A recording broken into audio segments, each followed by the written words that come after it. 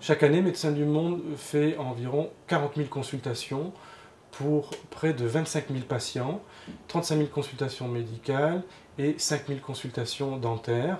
À cela s'ajoutent des consultations sociales au travers desquelles les assistants sociaux vont accompagner les personnes dans leur démarche d'ouverture de droit. Ce qu'on constate sur le terrain concrètement, c'est une forte dégradation des conditions de vie et des conditions d'accueil et de fait des indicateurs de santé sur ces populations très précaires. C'est près de 12% d'enfants qui sont nos patients.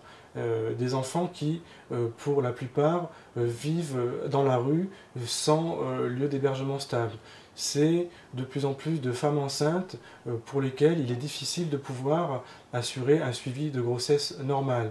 Sur les 25 000 patients que nous voyons, près de 20% accusent un retard de recours aux soins, c'est-à-dire qu'ils vont attendre le dernier moment avant de venir consulter parce qu'il est difficile de pouvoir ouvrir les droits tels que l'aide médicale d'État, parce qu'il n'est pas possible financièrement de payer cette aide médicale d'État, et par ailleurs, il est de plus en plus dangereux de se déplacer et de se rendre vers les lieux de soins de Médecins du Monde. Ça se traduit par l'émergence donc de maladies d'une autre époque, la tuberculose, la rougeole, la gale, des maladies qui doivent être prises en charge le plus souvent en urgence dès lors qu'elles sont déclarées, mais qui peuvent être prévenues grâce à des vaccins simples. Encore faut-il pouvoir, pour les associations, conduire des opérations sans être gêné par le rythme des expulsions de ces populations.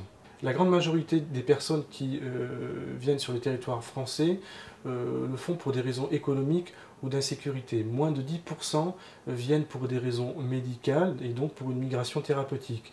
Du fait de la crise économique majeure, du fait des politiques violentes qui veulent les dissuader de rester sur le territoire, nous sommes en train de basculer du registre du médico-social classique à des enjeux relevant de l'action humanitaire avec des personnes qui délibérément sont mises en difficulté d'accès aux soins, mises en difficulté de pouvoir bénéficier d'un logement stable, politiques qui mettent en difficulté les associations et les soignants dans la conduite des opérations médicales. Donc oui, notre travail est mis en difficulté au travers des campagnes de vaccination pour lutter contre les épidémies.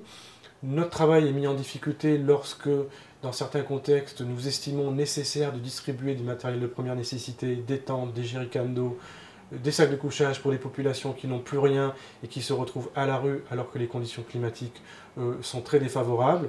Il n'est pas rare de constater que ce matériel est détruit, voire réquisitionné par les forces de police. Enfin, les arrestations à proximité des lieux de consultation de Médecins du Monde, qu'ils soient en centre d'accueil de soins et d'orientation ou en action mobile, ont un impact sur la fréquentation de la salle d'attente. Ce sont toutes ces formes d'entrave à l'action humanitaire que nous sommes amenés à constater de manière récente et assez exceptionnelle sur la France.